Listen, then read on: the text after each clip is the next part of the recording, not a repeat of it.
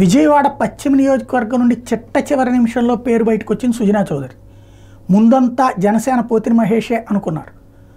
చిట్ట చివరి నిమిషంలో భారతీయ జనతా పార్టీ విజయవాడ నుంచి ఖచ్చితంగా పోటీ చేయాలని మోడీ చెప్పడం, అది ఎంపీ స్థానం కాకుండా ఎమ్మెల్యే స్థానం కిందకి తీసుకెళ్ళడం, అది కూడా విజయవాడ సెంట్రల్ బోండావమ ఎదురు తిరుగుతారు కాబట్టి, అదే వెస్ట్లో అయితే కనుక గతంలో ఎప్పుడు తెలుగుదేశం గెలిచింది 83లో తప్ప ఎప్పుడు చరిత్ర లేదు కాబట్టి ఆ సీటుని బీజేపీకి అప్పజెప్పారు. జనసేన ఆ టైంలో త్యాగం చేయక తప్పలేదు. ఫలితంగా రంగంలోకి వచ్చినట్టు సుజనా చౌదరి తెలుగుదేశం పార్టీకి సంబంధించిన నాయకులందరినీ కలుపుకెళ్లడంలో సక్సెస్ అయ్యారు.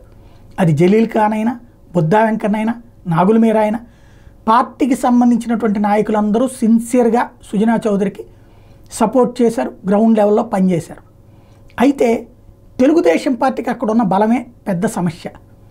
ఎందుకయ్యా అంటే 1983లో ఒక్కసారి జయరాజ్ గెలిచారు.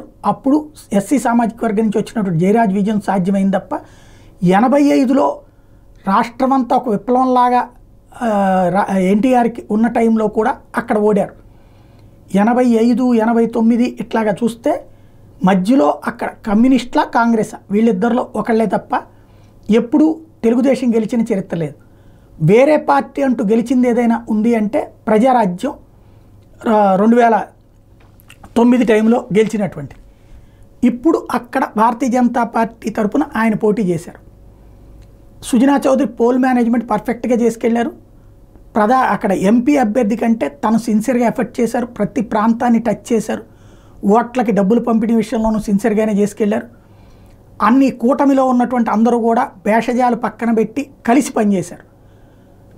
ఈ ఇంపాక్ట్ ఏ మేరకు ఉంది, గ్యారంటీ గెలుస్తారా లేదా అన్నటువంటి 4వ తారీఖున తేలుతుంది.